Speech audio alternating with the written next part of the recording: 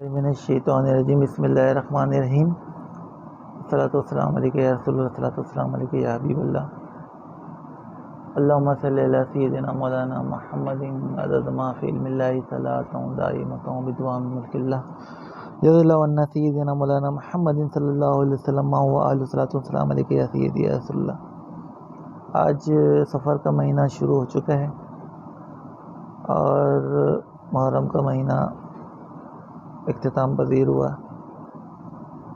اور جس طرح تمام امت مسلمہ اور تمام عالم اقوام اور تمام دنیا کے چاہے وہ بھی کسی بھی مذہب سے تعلق رکھتے ہوں، وہ اس بات کو جانتے ہیں کہ واقعہ کربلا در حقیقت تھا کیا، اس کا واقعات کیا تھے، اس کے جز کیا تھے، اس کے پہلو کیا تھے، اس کے نظریہ افہام و تفہیم اور اس کا مقصد کیا تھا۔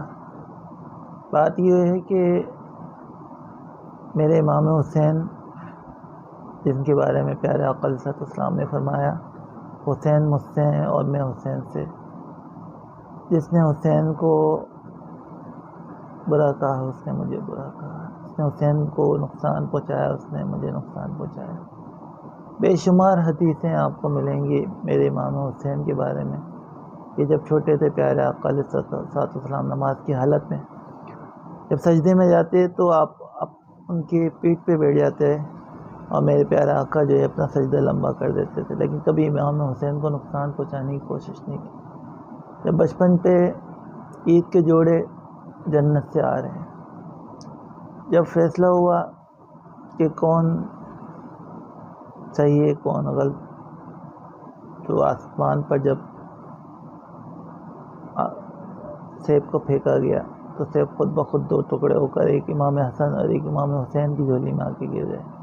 کہنے کا مقصد یہ ہے کہ امام حسن امام حسین وہ شہزادے ہیں، وہ پھول ہیں جن سے پیارے آقا علیہ الصلوۃ والسلام ٹوٹ کر محبت کیا کرتے تھے، اور امام حسن نے بھی حدیث کے مطابق جنگ میں صلح کیا اور اس کی شرائط رکھی، اور دو مسلمانوں کی بڑی جنگ اس میں صلح کروایا۔ اسی طرح امام حسین نے یزید جو کہ پلید تھا، جو کہ زانی تھا، جو شرابی تھا، جو کہ ہر برائیاں اس کے اندر موجود تھی، مرتد تھا، کافر تھا، اسلام سے پھر چکا تھا۔ صرف کلمہ پڑھ لینے سے انسان مسلمان نہیں ہو جاتا، کلمہ تو کفار بھی پڑھ لیتے ہیں۔ جب فرعون کی لاش کو ملی تو وہ بہت خوش ہوا سائنسدان 1992 میں کہ میں نے فرعون کی لاش کو دریافت کر لیا۔ مسلمانوں نے کہا کون سا بڑا کارنامہ انجام دیا ہے، ہمیں تو 14 صدی پہلے اللہ تعالیٰ نے قرآن میں فرما دیا کہ ہم نے فرعون کی لاش کو زندہ سلامت رکھا، عبرت کا نشان بنا کے دنیا والوں کے لیے۔ لیکن آج اس شخص نے پھر 40 سال کی عمر میں تھا، اس نے کہا یار کوئی حیرت کی بات ہی نہیں ہے، اور ان کو مسلمانوں کو پہلے سے 14 صدی پہلے پتہ ہی ہے، آخر ان کو کیسے معلوم ہوا؟ اس نے 40 سال کی عمر میں قرآن پڑھا۔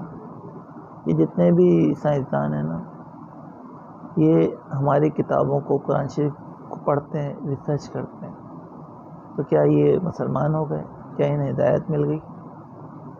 اسی طرح یزید نے جو کچھ کیا ہے نا، تا قیامت اس پلید کا نام شیطان ملعون اور اس پہ لعنتیں ملتی رہیں گی۔ امام حسین انہوں نے یزید نے جب پیغام پہنچایا ہے کہ میرے ہاتھ بیعت کرو، تو چونکہ یزید بدنام زمانہ تھا، ملعون، زانی، شرابی، کبابی اور ہر چیز سے مسلمان ہونے والی کوئی اس کے اندر خاصیت نہیں تھی، میرے امام حسین نے منع کر دیا، اور میرے امام حسین کے ساتھ آپ کے جتنے بھی عقیدت محبت رکھنے والے جتنے بھی تھے اس وقت، صحابہ کرام، تابعین اور آپ کے اسلاف، آپ کے خاندان، سب نے منع کر دیا. تو یزید ان کا جانی دشمن ہو گیا. آپ کو کعبے میں پناہ لینی پڑی. مختصر یہ کہ پھر واقع کربلا آیا، اور واقع کربلا میں جب آپ کربلا کے میدان میں پہنچے تو یزید نے نعوذ باللہ آپ کو قتل کا حکم دیا اور لشکر بھیج دیا آپ کے خاندان کو شہید کرنے کے لیے. 2 شرطیں رکھی، یا میرے ہاتھ بیعت کر لو یا پھر مرنے کے لیے تیار ہو جاؤ. تو میرے امام حسین نے کہا کہ میں مر تو سکتا ہوں لیکن کسی زانی شرابی کے ہاتھ بیعت نہیں کر سکتا. اب یہاں پر دیکھیں بات سمجھنے والی ہے کہ قرآن میں اللہ تعالیٰ نے فرمایا ان اللہ مع الصابرین. اذانیں یزید کے لشکر میں بھی دی جا رہی تھی، اذان میرے امام حسین کے لشکر میں بھی دی جا رہی تھی، اذان نمازیں یزید کے لشکر میں بھی پڑھی جا رہی تھی، اور نمازیں میرے امام حسین علیہ السلام کے لشکر میں بھی پڑھی جا رہی تھی. لیکن اللہ تعالیٰ نے قرآن میں فرمایا نا ان اللہ مع الصابرین، بے شک میں صبر کرنے والوں کے ساتھ. یزید کے پاس صبر نہیں تھا، میرے امام حسین علیہ السلام کے پاس صبر تھا. تو بے شک میرا رب کا وعدہ پکا ہے، ان اللہ مع الصابرین، میں صبر کرنے والوں کے ساتھ ہوں. تو میرا رب امام حسین کے ساتھ ہے، کیونکہ آپ صابر تھے، آپ نے صبر کیا.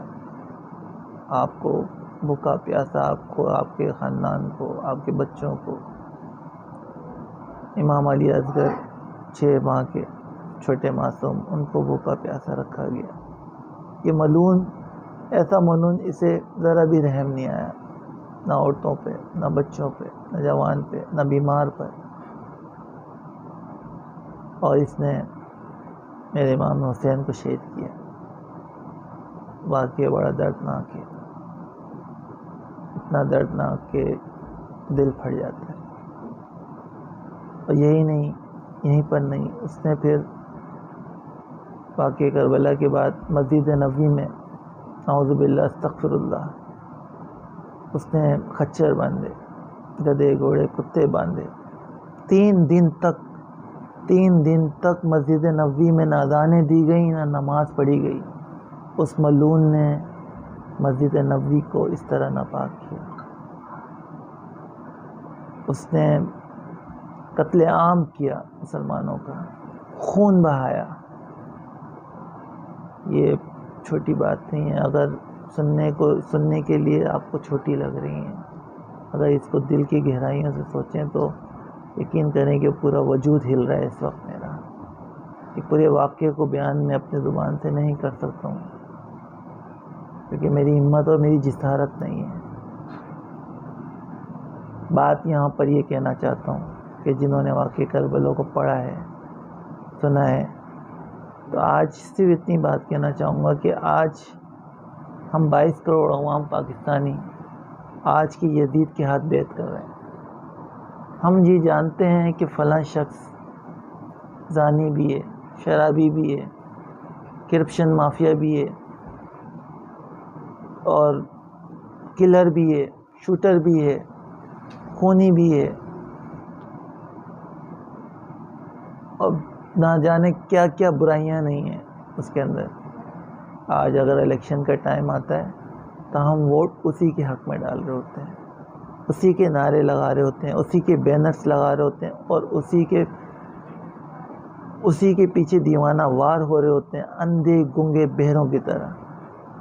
تو آج صرف پاکستانی قوم سے میں یہ کہوں گا، 22 کروڑ عوام سے، کہ آپ کسی ایسے متقی پرہیزگار عالم شخص کے ہاتھ بیعت ہونے کے بجائے، کیونکہ ووٹ دینا بھی کسی کے ہاتھ میں بیعت کرنا ہے، آپ ایسے لوگوں کے ہاتھوں میں بیعت کر رہے ہیں اور یہ مثال قائم کر رہے ہیں کہ آپ یزید کے ہاتھ بیعت کر رہے ہیں. تو یہاں پہ بڑے افسوس کا مقام ہے، بڑے دکھ کا مقام ہے. اور اپنے ایمان کو خراب کرنے کا مقام ہے کہ یہاں پر آپ کا ایمان خراب ہو رہا ہے، آپ اس کو ووٹ ڈال رہے ہیں، آپ اس کے ہاتھ ووٹ دے رہے ہیں جس کے بارے میں آپ جانتے ہیں کہ یہ زانی بھی ہے، یہ شرابی بھی ہے، یہ مکار بھی ہے، یہ نعوذ باللہ قادیانیوں کا ماننے والا بھی ہے، ان کا پیروکار بھی ہے، یہود و نصارہ کا دوست بھی ہے، یہ کرپشن مافیا بھی ہے، یہ خونی بھی ہے۔ تو خدا را ایسا نہ کریں، اس اپنے ایمان کو، ویسے ہم بہت گناہ گار ہیں، اپنے ایمان کو ضائع مت کریں، ایسے لوگوں کو ووٹ دیں، ایسے وہ لوگوں کو ووٹ ڈالیں، کیونکہ یہ آپ بیعت کر رہے ہیں، آپ حسینیت کی مثال قائم کریں، یہاں پر آپ کسی یزید کے ہاتھ بیعت نہ کریں۔ لیکن افسوس کے ساتھ آج ہماری 22 کروڑ عوام پاکستانی یزید کے ہاتھ بیعت کر کے اپنے ایمان کو خراب کر رہی ہے۔ باقی میں کیا بولوں، یہ ہر ایک کو اب ماننا ہے، اپنی قبر میں جانا ہے، آپ نے اپنی قبر کا حساب دینا ہے، میں نے اپنی قبر کا حساب دینا ہے۔ جو میں نے کہنا تھا، جو میرا پیغام تھا، جو میرا فرض تھا، وہ میں نے آپ تک پہنچا دیا ہے۔ یہ تھوڑی دیر کے لیے سوچیں کہ سب سے پہلے یہ موٹیویشن اسپیچ ہے آپ کے لیے کہ آپ بیعت کس کے ہاتھ کر رہے ہیں۔ انشاءاللہ ٹائم رہا تو دوسری ویڈیو میں آپ سے ملاقات رہے گی۔ السلام علیکم۔